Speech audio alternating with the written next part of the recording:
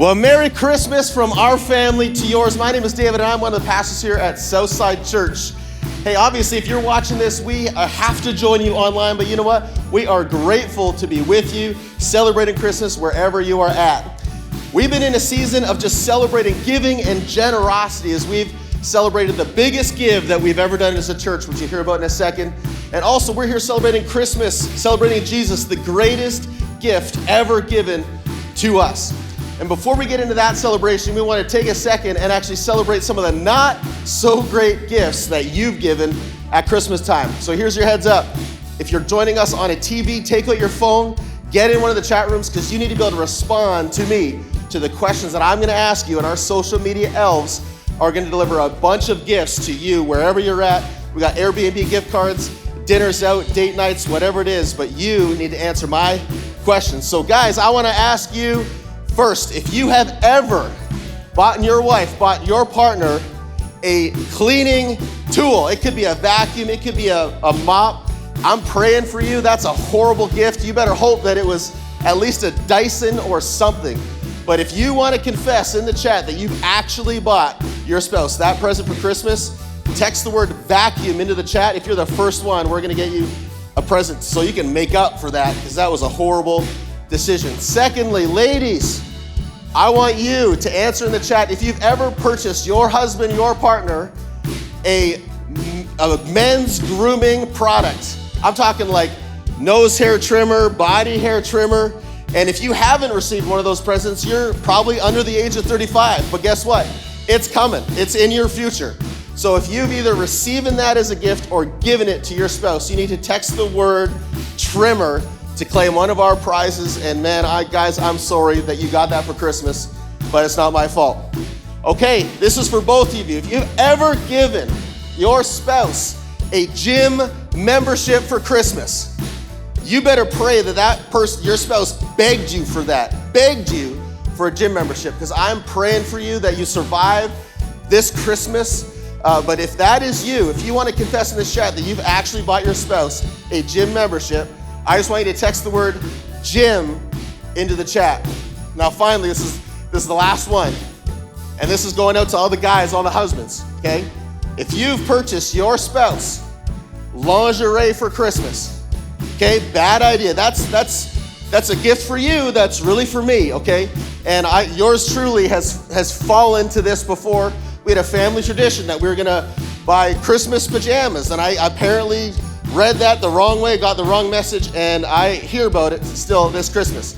So if you want to confess that in the chat, you simply just need to text the word lingerie and never do that for Christmas again. Maybe save it for some other time. But those are horrible presents.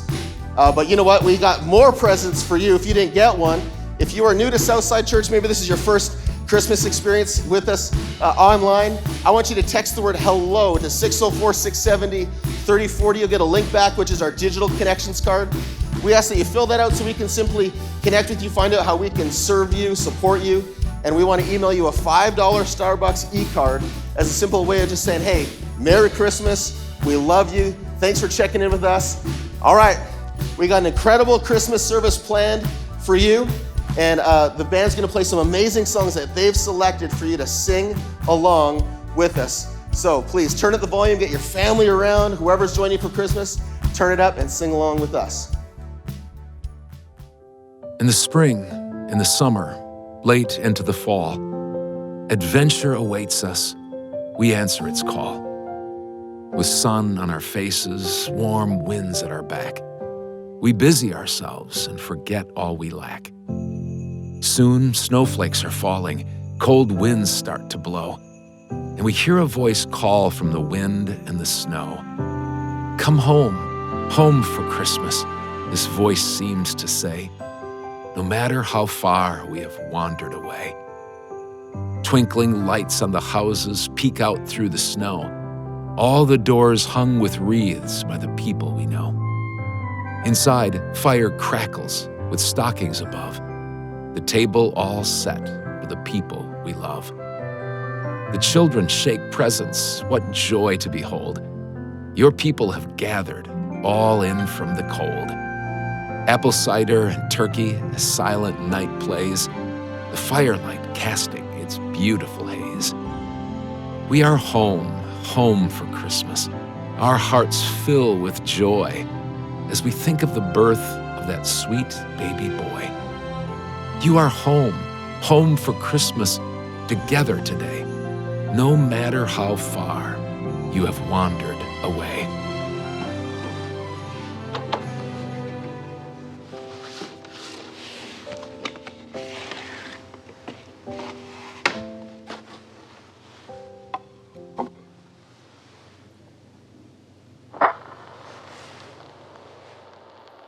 Oh, there's no place like home for the holidays, 'cause no matter how far away you roam, when you pine for the sunshine of a friendly gaze, for the holidays you can't beat home, sweet home.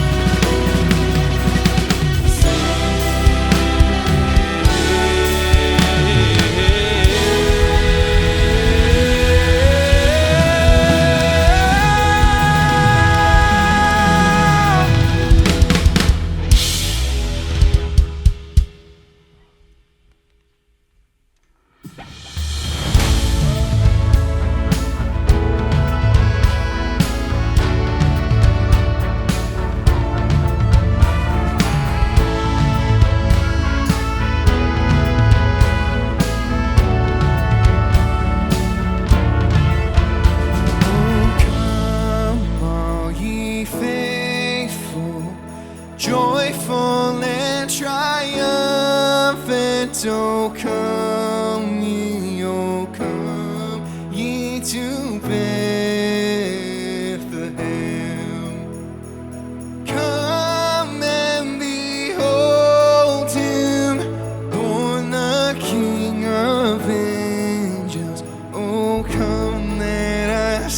adore him. Oh, come, let us adore him. Oh, come, let us adore him, Christ the Lord.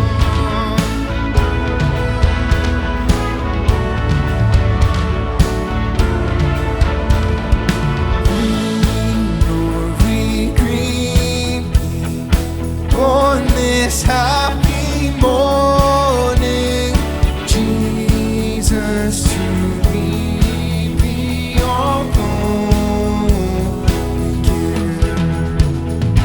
Word of the Father, now we flesh appear. Oh, come, let us adore. Oh, come, let us adore him. Oh, come, let us adore him, Christ the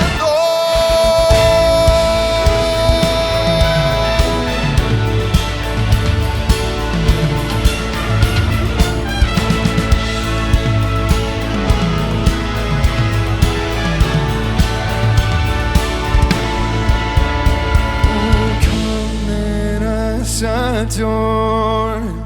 Oh, come, let us adore him. Oh, come, let us adore him, Christ the Lord.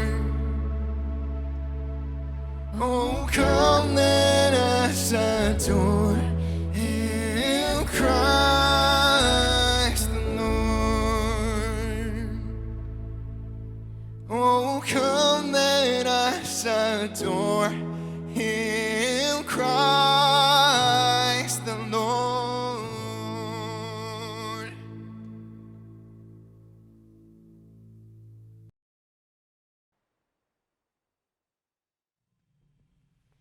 Silent night, holy night, all is calm, all is bright, round yon virgin mother and child. Holy infant, so tender and mild, sleep in heavenly peace,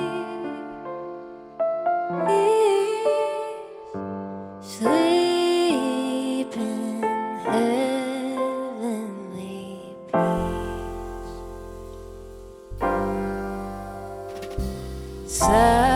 Silent night, holy night, shepherds quake at the sight, glory stream from heaven afar. Heavenly hosts singing Alleluia. Christ the Savior is born.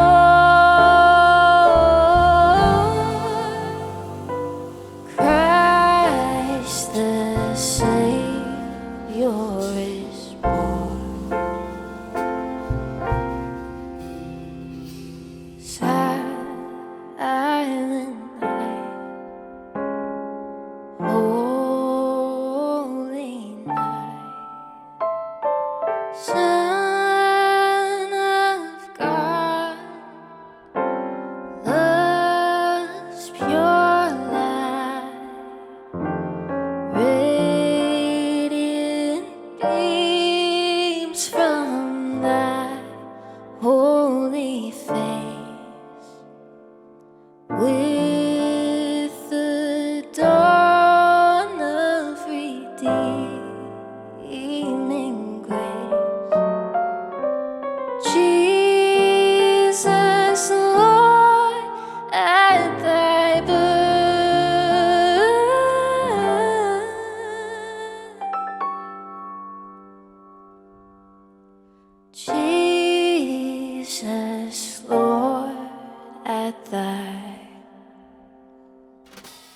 When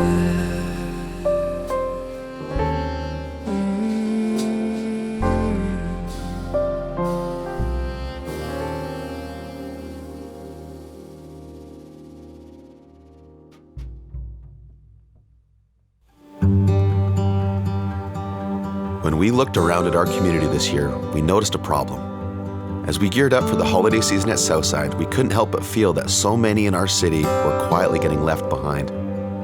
No single parent should have to struggle to provide Christmas food for their family. No child should wake up Christmas morning without a gift. And yet, we knew there were stories of hopelessness, anxiety, hunger, and trauma playing out in the homes of little boys and little girls in homes all around us. So we came up with a plan, and it quickly became the biggest thing we've ever done. Food and gifts for every family who needed it this Christmas. As we reached out to families in Chilliwack, the response was overwhelming. Hi, my name is Brenda, and I'm the mother of 3 awesome kids. When we moved to Canada a few years ago, we had to leave my husband of 19 years and my children's father back in his homeland. He did not have the documents necessary for travel during the pandemic, and now the political situation in his country is making it very hard for him to join us. Raising 3 kids in the Fraser Valley is very expensive. Rent, food, utilities, and gas take up most of my paycheck. It will be such a relief to know that this Christmas is already taken care of, and that makes this one extra special. My name is Georgina Charlie. I am a single mother of 5, and my world got turned upside down in 2021 when my children's father passed. We were together for 14 years, separated for 7 months, and then he OD'd. I'm just trying to be the best mom I can be and try to make the world a better place to live in. Hi, my name is Jim. I'm a single father of my 5-year-old son. We're spending our first Christmas together without his mother, as she walked out on us both and is now an addict who is homeless on the streets. I am on social assistance, and although we are happy and healthy in life, I find it hard to come up with any extra money. I would like to provide my son with happy and joyful experience as we share our first Christmas alone together.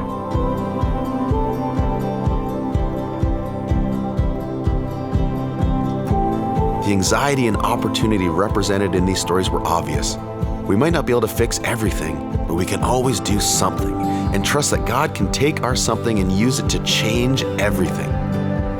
So as quickly as requests flooded in, so did volunteer signups and funds, and we stood amazed as we saw help and hope on the way for each name who needed it. A tidal wave of people rushed into our building with gifts and food for one historic Saturday. We used every flat surface we could. A total of 957 volunteers purchased and delivered 702 food hampers and 1,100 Christmas gifts. Hello, here's your hamper from Southside Church. Yeah. Merry Christmas.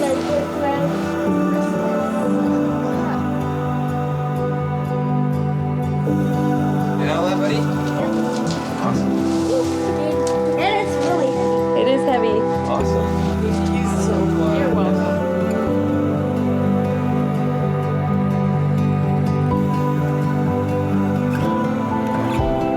We're here on behalf of Southside Church with some Christmas gifts for you guys. For your kids. Yeah. All of this culminated in over $278,000 in countless hours that went into making full stomachs and Christmas memories happen for many who feared they'd have to go without.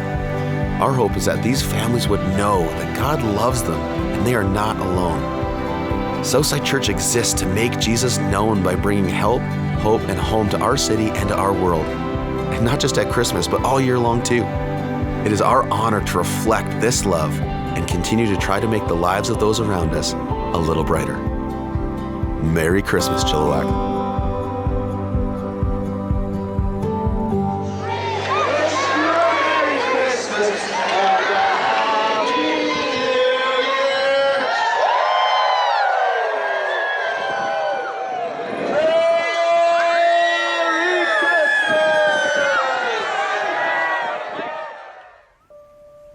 Merry Christmas, everyone. Pastor Dave here again. All is Bright was just such an incredible way to end 2022. And we know that as we've sown those seeds of generosity, that we believe God's actually going to do something supernatural, something actually miraculous in those lives. And as we celebrate this season of just all the amazing things that God has been doing in and through this church, it's actually caused us to look back over an entire year of just amazing things. And because of your generosity, we've been able to sow seeds and invest over $575,000 back into our community through our Hope and Help ministries. Whether it's the Chilliwack Pregnancy Care Center, where we provide baby supplies, or the Chilliwack Maternity Ward at CGH Hospital. Whether it's the Sunshine Fund, where we support families financially who have a child battling a critical illness through the oncology unit. Whether it's our students up at the Stales Community School, where we provide their meal program and support some of their programs. Whether it's our Haiti Free School project down in Mirabel, Haiti, where over 535 students get a free education and a daily hot meal. Whether it's through Pearl, where we support at-risk women trying to get out of the sex trade. Or Sardis Doorway, which is supporting women who are trying to get out of abusive environments and relationships. We have so many strategic partnerships. You can check them out on southsidelife.com for more information. But we've been able to do so much, and this is actually a little surprise that our staff don't even know about, but our free school project down in Mirabel, Haiti actually had a hamper program through the school where they were providing a week's worth of food for families. And we were actually able to fund 200 families getting food for over the holidays this Christmas season, all because of your generosity. And we get excited about the things that God is doing in and through those seeds. And as we look back over this year, what's incredible is that we've seen so many people step into a relationship with Jesus. We've actually seen 575 people accept Jesus into their life for the first time. It's incredible. It's incredible because we know that Jesus changes everything, and that's not just a number, but it's actually a life that's going to be restored and redeemed through a relationship with Jesus. And I get excited about that because I know the hope and help that Jesus brings into my life and how that just motivates me and inspires me to be a source of that hope and help in our community. And so I get excited as I look ahead to 2023 as, you know, we have these new 575 people starting this new relationship with Jesus, and I just wonder what God's plan is for this upcoming year. We saw 122 people take their next step of baptism and leave their old life behind and be dead to their old ways and be raised to a new life in Jesus. We've seen hundreds of people plugged into group community and find new friends or maybe reconnect with old ones. And as we come to this year-end moment where we have this year-end offering where we look to end the year through this flourish of generosity, we do it because we know that God has an amazing thing planned for you. He's got an amazing thing planned for our community. And it all happens through his son, Jesus, who we're celebrating this Christmas, when hope and peace actually came down from heaven for us. So if you want to join us in what God's doing in and through Southside Church, and maybe that means even starting giving today, we'd love to invite you to join us as we celebrate generosity, as we celebrate this amazing gift of Jesus this Christmas season, simply by texting the word GIVE to 604-670-3040. And the link you'll get back just outlines all the ways you can partner with us and God financially here at Southside Church. Finally, this is the last church service of the year. And I'm just letting you know that as much as we love and can't wait to see you back, we will not be hosting church on New Year's Day, January 1st. But we look forward to you coming back on January 8th, where we look just to start the year off in a big way, where we're leaning into God and getting to know him in a new way, in a deeper way, as we continue our series. So, Merry Christmas, you guys. I hope to see each and every one of you back on January 8th. So we are going to play another song together, and this song is one that we wrote several years ago for Christmas Eve service, but we actually haven't played it again on a Christmas Eve service until this Christmas Eve, because we really wanted to. You know, this song is one that we wrote because it talks about the truth that Christmas magnifies things. It magnifies good things for sure, but it also magnifies really difficult things. It magnifies people's pain and loneliness, loss, sickness, tension between families, depression, anxiety. It can be a time that is really, really difficult for many of us. And so we wrote this song with that in mind, that so often, as amazing as Christmas is, it's also really, really hard.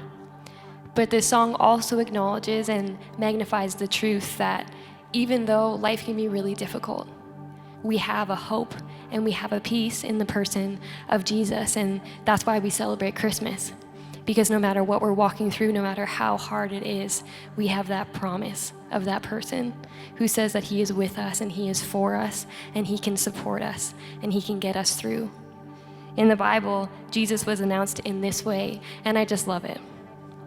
It says, "For unto us a child is born, unto us a son is given, and the government will be upon his shoulders, and he will be called Wonderful Counselor, Mighty God, Everlasting Father, and Prince of Peace."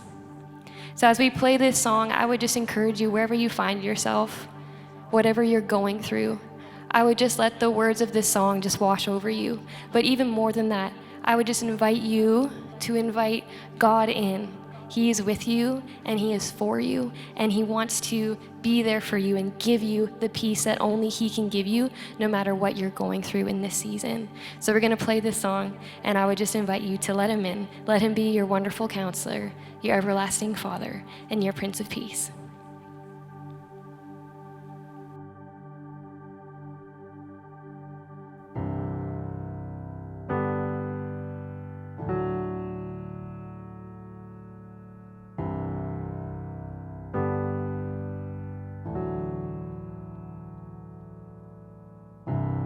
When you feel you've reached the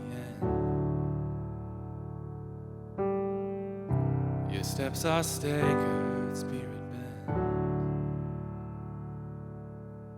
The valley walls block out the light, and another day seems like 1,000 more nights.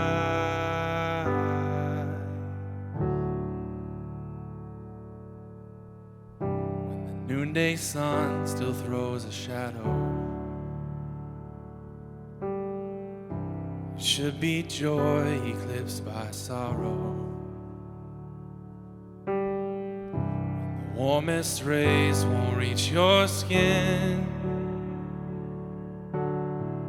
darkness without, darkness within. Yet unto us a child is born, a shining light for all who mourn. Love is here to heal your hurt. God with us is peace on earth.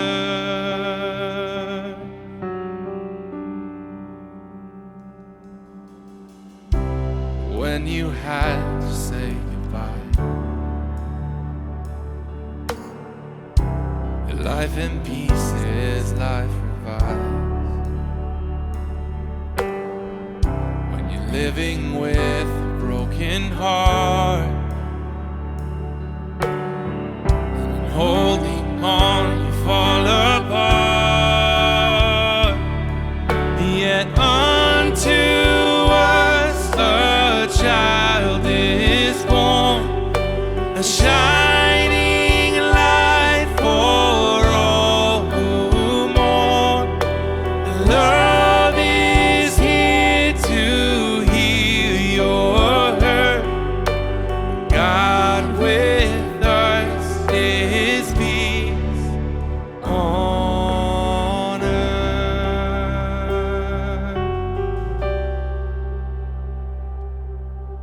God is with me. Peace has surely come.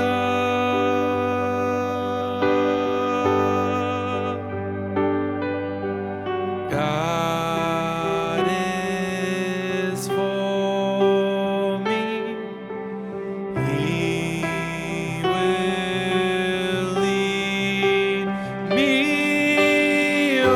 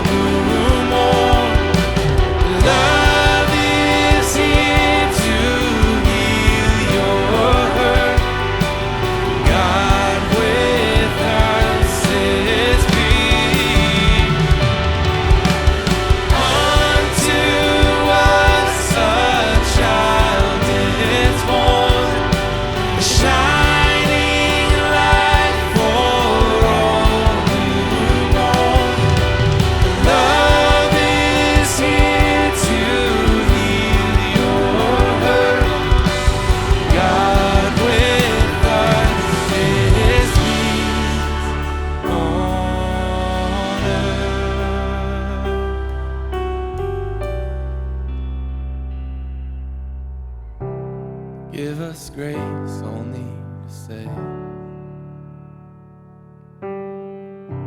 Your will be done in us today. Give us faith, for we believe.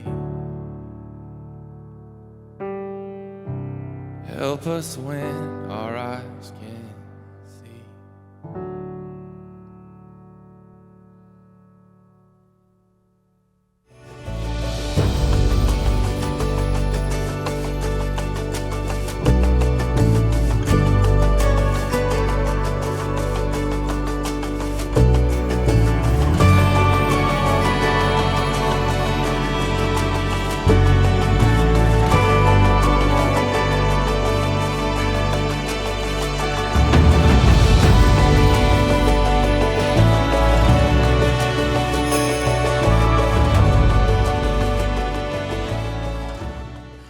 Hey everybody, my name is Mike Manis. I'm one of the pastors here at Southside Church, and I got to tell you, it is with somewhat mixed emotions that I say Merry Christmas to you. Because if you're watching this, we're filming this on a Thursday night. If you're watching this, it means that storm that everyone was talking about, it ended up being really bad. And so I'm sorry about that. I wish that you could be here live. I wish that you could see all the preparation that went into preparing the inside, preparing the outside. And if you were watching online, I wish that you could watch a live stream. However, I'm also grateful. I'm grateful that even though we can't be together, we can still be together. What I want to do today is I want to tell you a story. And then I want to tell you why that story matters to you and me this Christmas of 2022. Eli woke up early on the morning of his 7th birthday, but he didn't move a muscle. He stayed silent and still in his bed, in the room that he shared with his 4-year-old little sister, Hannah. Now, if you would have asked Eli, what do you think of Hannah? He would have told you, she's my favorite person in the world. For a lot of boys, they get really annoyed with their little sister, but not Eli. He would have told you, Hannah's my best friend. And if you would have asked Hannah, what do you think of Eli? She would have said, oh, he's my protector. He's my guardian. He's my hero. So Eli woke up early on the morning of his 7th birthday, but he stayed silent and still because he knew that Hannah needed every minute of sleep that she could get. See, from the time that Hannah was born, she was always weak, but around the time she turned 1 year old, she got real sick, and some days she struggled just to breathe, to get enough air in her lungs to make it through the day. One of Eli's deepest fears, a fear that he carried with him every minute of every day, is that one day she wasn't going to make it through. And he was going to be alone in the world without his best friend. But other days were better. Other days, Hannah would wake up and she'd laugh and she'd run and they'd play, and those were the best days, the absolute best days. So Eli woke up early on the morning of his 7th birthday, but he stayed silent and still. Everyone in the house knew the rule. We let Hannah sleep every minute that she possibly can. Now, I should explain, by the way, when I say everybody in the house, well, there was just the 3 of them. It was Hannah, Eli, and their mom. Father left around the time that Hannah got sick. He didn't tell them he was leaving. He just headed out one morning, and he never came back. Now, Eli's father was always distant. He was never really involved, never really communicated, never really took any interest in Eli's life. But still, to have your dad head out one day and never come back, it left a hole in little Eli's heart. He would daydream sometimes. He would daydream that father would come back, and he would come back with money and food and presents and a really, really good excuse. Hey, sorry guys that I've been gone for 3 years, but you see, and it would all make sense somehow, and things would all be better somehow, but somewhere deep inside, Eli knew that that wasn't going to happen. In fact, when he would close his eyes and think, all he could really remember is the 3 of them. And if Hannah was his best friend, his mom was his hero. Unlike father, she was there for her family. She worked and she borrowed and she begged, literally, to put food on the table, to keep a roof over their head, clothes on their back, and shoes on their feet. And even though they had very little, she was always incredibly generous. She would tell her kids often, if you see someone in need, share what you have. If you see someone in need, share what you have. If you see someone in need. She said it so often that eventually they would just finish the sentence for her. Share what you have. We know, Mom, we know if you see someone in need, share what you have. And they did too. They shared with the lost and the lonely. They shared with the hurting and the helpless. They shared with the bruised and the broken and the battered by life. They shared. And Eli helped out where he could. He did odd jobs in the village to make a little bit of money. He cooked and he cleaned and he looked after Hannah pretty much without complaining. There was one time when Eli was 5 years old, about 6 months after father left, and he just got really upset. He was upset that day because he couldn't go out and play with the other boys. He was upset because he had to cook and he had to clean and he always had to look after Hannah, and his life wasn't the same as everybody else. Now, the thing that he was really upset with, and he wouldn't have been able to articulate it at the time, but the thing that he was really upset with was that his father had left 6 months earlier without even saying goodbye, but he took it out on his mom that day. Eli was so upset he had a temper tantrum, and his mom tried to settle him down, but he just kept going until finally he shouted loud enough for the neighbors to hear, "I hate this house. I hate this family. I hate my life." And then everything in that little house got real quiet. Eli stood in the center of that little room, breathing heavily, clenching and unclenching his little 5-year-old fists. He looked around, he looked at the floor, he looked at the ceiling, he looked at the walls. There was one place he didn't want to look, but eventually he did. He looked at his mom, and for the first time in his life, he saw tears in his mother's eyes. And as he stood and watched, eventually they began to slide down her cheeks, and she looked at him and she said, "Eli, I am so sorry that your life is so hard." He went to her and he hugged her. And Eli made a promise to himself that day. He said, "I am never going to hurt my mom again." And so he worked and he cooked and he cleaned and he looked after Hannah without complaining, and he never would. A couple days earlier, his mom had asked him, "What do you want for your 7th birthday?" And he knew that they didn't have much. And so he thought about it and he said, "You know what I'd really love? I'd love it if you could get up early from work that night, Mom. I'd love it if we could have dinner together, Hannah, you, and me, just us together. That's what I want for my birthday." She said, "Well, Eli, I'll really try, but is there anything else?" He said, "No, Mom, just us, dinner together. That would be amazing." But last night, his mom really surprised him. Now, to understand the surprise, I should tell you this, that around the time of Eli's 7th birthday, everyone in Israel was talking about this man. Some said he was a great teacher.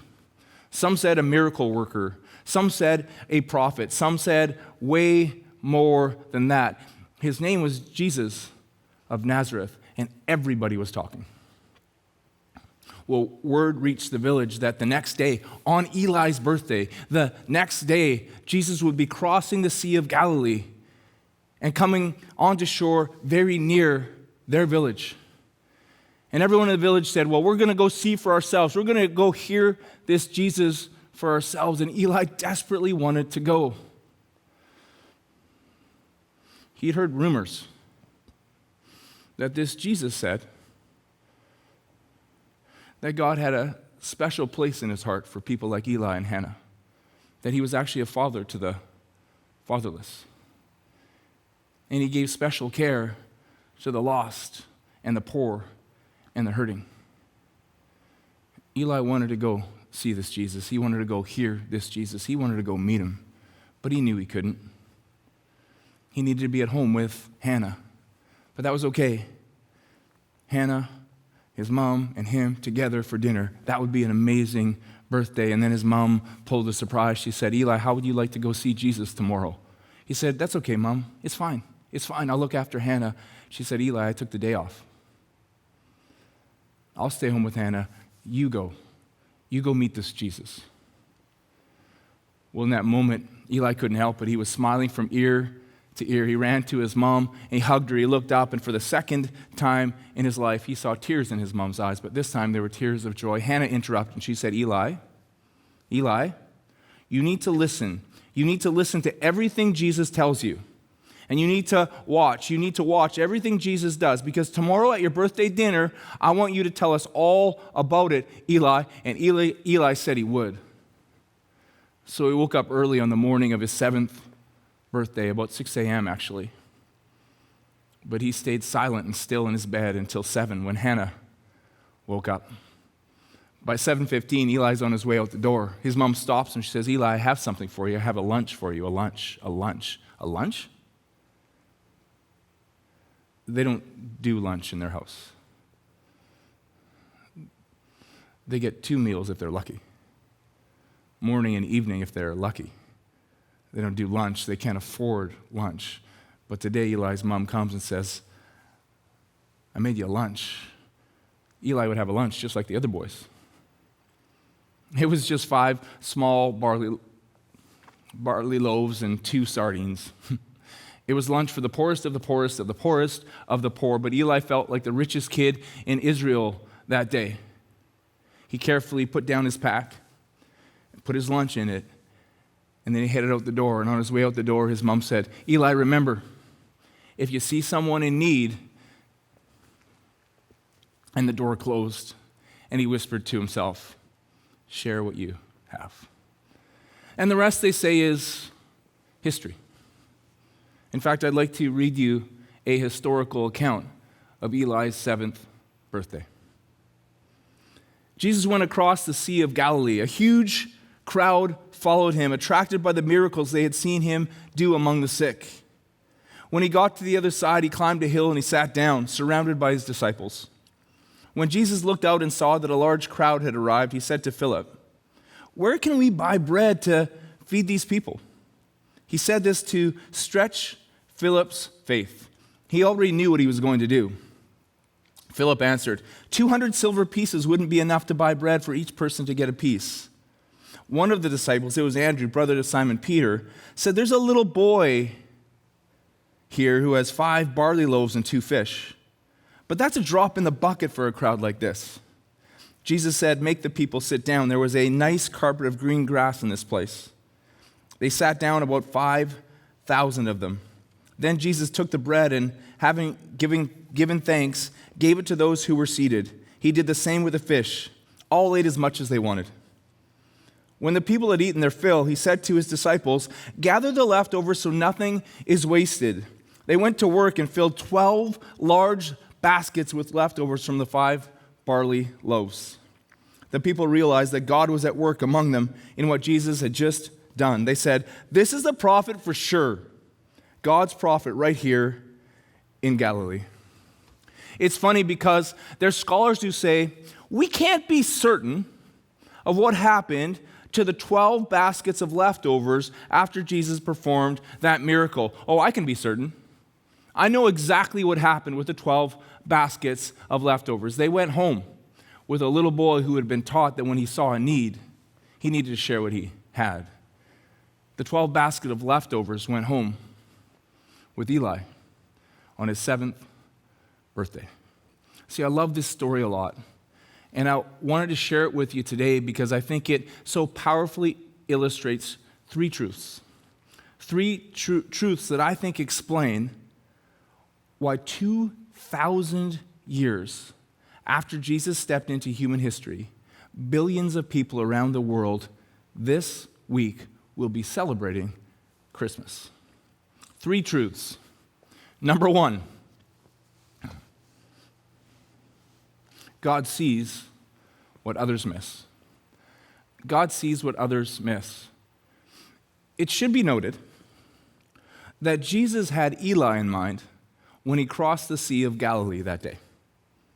I want you to think about that just for a second, that Jesus had Eli in mind when he crossed the Sea of Galilee that day, that Jesus had Eli in mind, that he was going to meet with this little boy who had been taught to see a need and share what he had, this little boy who had a broken heart because of a father who left without even saying goodbye. Jesus had Eli in mind, a little boy who was going to go home later that night and tell his mom and his little sister, this Jesus is more than they say.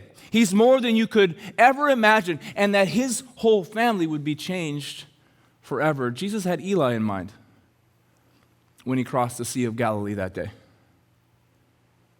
It's interesting, isn't it? Because there's a verse that you hear people quote around this time of the year a lot. John 3:16, awesome verse. It says this, "For God so loved the world that he gave his one and only Son, that whoever believes in him will not perish but have everlasting life."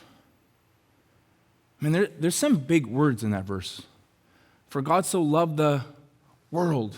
That's a lot of people. That he gave his one and only Son, that whoever believes in him, whoever, throughout all of human history, whoever, every nation, every tribe, every tongue, whoever, that's billions and billions and billions and billions and billions of people. It's a really big number. And I guess what I want to suggest to you today is that we don't lose sight of rudimentary mathematics. We don't lose sight of God's mathematics. See, for God, billions and billions and billions and billions works like this. 1 plus 1 plus 1 plus 1 plus 1. One little boy, one little girl, one man, one woman, one life, one story, one life, one story at a time. Billions and billions and billions of people are 1 plus 1 plus 1 plus 1. See, God sees what others miss.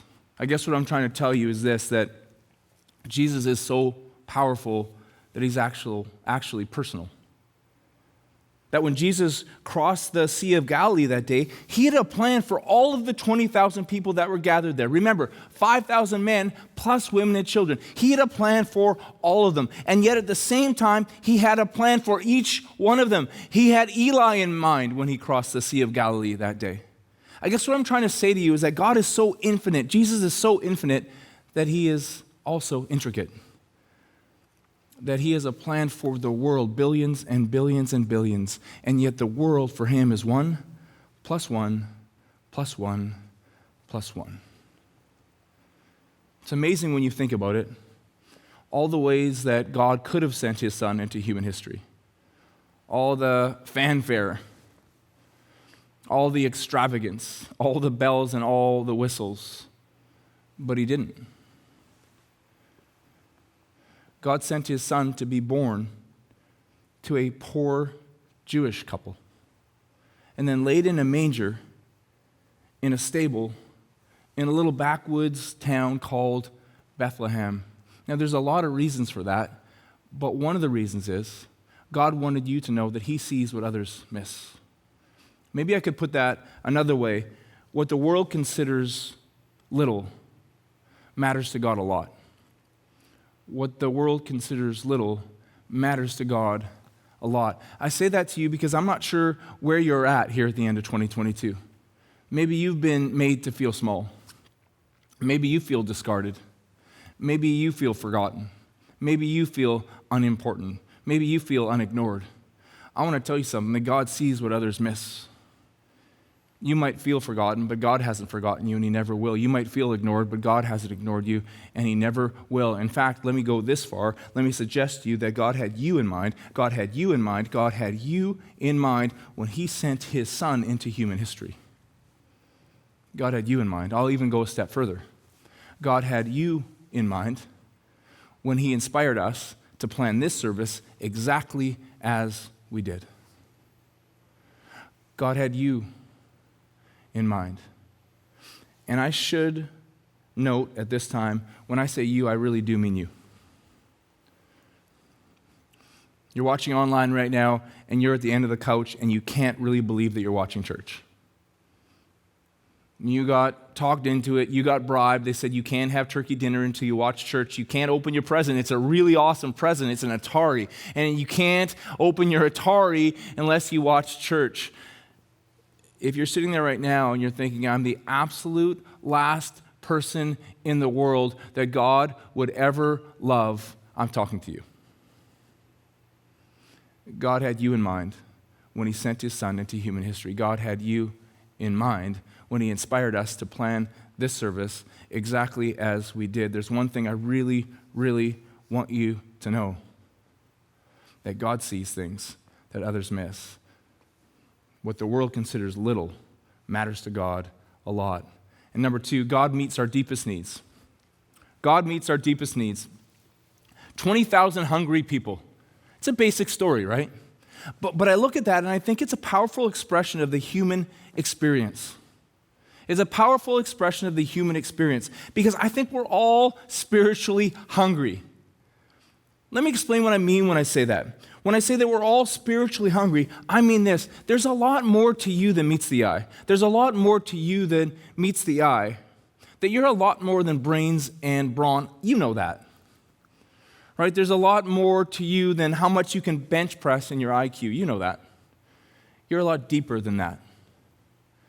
You go a lot deeper than your muscles and your brain. C.S. Lewis said it this way. He said, you don't have a soul, you are a soul, you have a body.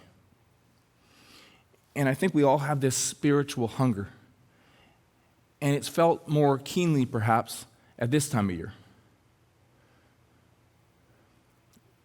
We look around the world with such high hopes, and yet something deep down inside of us says, there's got to be more than this. There's got to be more hope. There's got to be more joy. There's got to be more wonder. There's got to be more peace. There's got to be more fulfillment. There's got to be more love. There's got to be more pleasure. There's got to be more contentment. Something inside of us says, I'm spiritually hungry for more. And what I would suggest to you is that spiritual hunger that we have deep down inside for more, is leading us to Jesus. That Jesus is the fulfillment to that hunger. That Jesus is the more that you and I have been looking for all along. That Jesus had you in mind when he stepped into human history. Can we talk about that just for a second? He had you in mind. If you were the only one in human history that ever needed to be rescued, Jesus would have come just for you. You're not an accident. You're not a mistake. You're not a random collection of molecules. You started out as a dream in the mind of God. It's interesting when you think about it, isn't it? Like every other worldview, every other religion, every other philosophy, every other school of thought that has ever existed says this: if you want salvation, you got to strive for it. If you want eternity, you got to earn it. If you want to get to heaven, you got to climb. And yet God knew something about you, and he knew something about me, that we could never strive hard enough, that we could never earn it, that we could never climb high enough. And so God didn't stand back with ambivalence and apathy. Instead, he sent his son to us. He didn't wait for us to come to him. He sent his son to us. That's how important you are to him. You are so loved. You are so cared for. You are so important. Who is you? You, on the end of the couch, the one who can't believe you're watching this. I'm talking to you. God loves you. And not only did Jesus step into human history, but he died. Jesus faced our most feared opponent. He faced death. And I was thinking about it this week, there's a lot of different kinds of death. And there's a waking death that I've been thinking about a lot. It's a waking death where you are so busy holding on to the regret and the hurts and the shame of your past that you can't take hold of the beauty of today and the promise of tomorrow. It's like a waking death. And I want you to know that Jesus came to face death so you don't have to.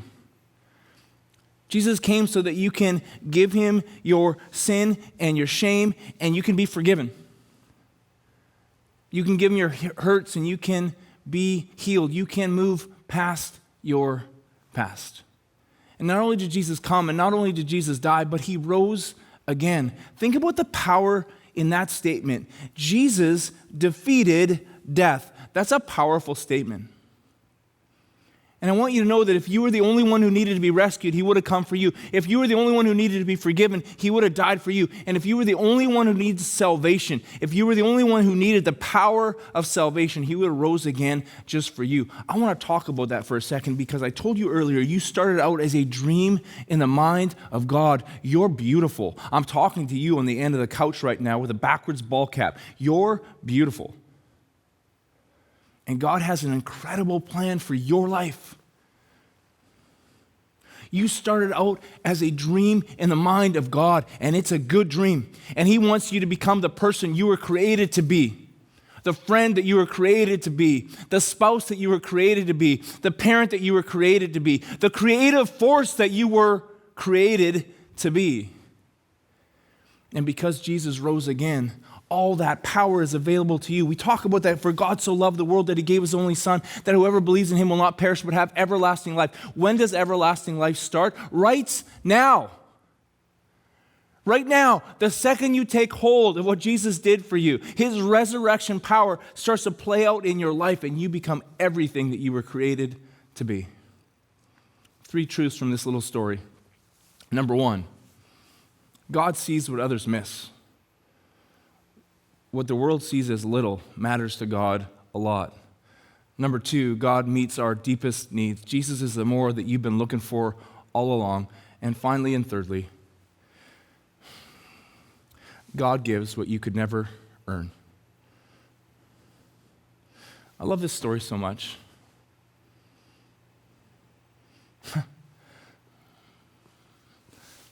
Little Eli on his 7th birthday shows up with a lunch for the poorest of the poorest of the poorest of the poor, 5 small barley loaves and 2 sardines, and he walks out with what? With 12 basket of leftovers. See, what I want to suggest to you is when we talk about Christmas, there's a reason why we exchange gifts at Christmas, right? I don't know if you've really thought about that. There's a reason why we exchange gifts at Christmas is because at Christmas, we remember the greatest gift that's ever been given. See, here's what God wants to give to you because of his son Jesus, right here and right now. He wants to give you forgiveness for your sins, healing for your hurts. He wants to give you strength for today, the power to change. Do you understand? Like those things in your life that you're like, when am I going to move past this? You can't on your own. Hope for tomorrow and the promise of eternity. Where like 1,000,000 years from now, you and I will be looking at each other going, man, the best is still yet to come, and we'll be right. That's the gift. That's the gift. God gives us what we could never earn. That's why we exchange gifts at Christmas, right? That's where it all starts. Well, what does he want from you? Just you. You say, well, I don't have a lot going for me. I know like Eli and the 5 loaves and the 2 sardines, right? Yeah. No, you're incredibly valuable. You're infinitely valuable to God. He loves you. Yeah, you. He loves you. You're beautiful. You're valuable. You're important to him. He just wants you. He wants your highs and your lows. He wants your ups and your downs. He wants your defeat and your victory. He wants your past, your present, your future, and your eternity. He just wants you, and then he wants to give you something in exchange. Life. Life. Eternal. Starts now, stretches into forever. So as my time is just about up, I want to take a moment right now of reflection. And wherever you are, whether you're in your car, if you're in your car, don't bow your head and close your eyes right now. But if you're anywhere where you can safely do this, I would ask you to bow your head and close your eyes. And I just want to ask you a question. Is today the day that you accept the gift that Jesus purchased through his life and his death and his resurrection? If you were the only one that needed to be saved, he would have done it all for you. Your next step is simple. Just take hold. Take hold of what he's already paid for.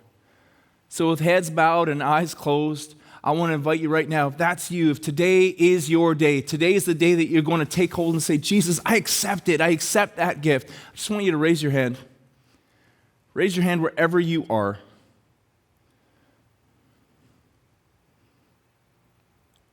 Amazing. I'm so proud of you. If you just raised your hand, I want to lead us in a prayer. So Jesus, thank you. Thank you that you see what others miss, that there is no little to you. Thank you that I matter a lot to you. Jesus, thank you that you meet my deepest needs and that you give what I could never earn. So I come to you right now, and I just ask that you would be my Savior, that you would help me move past my past. Give me a fresh start right now in this moment, Jesus. And Jesus, I ask you to be my Lord. As you defeated death, as you powerfully defeated death, I pray for your power in my life.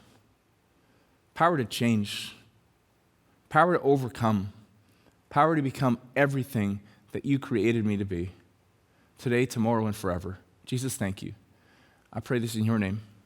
Amen.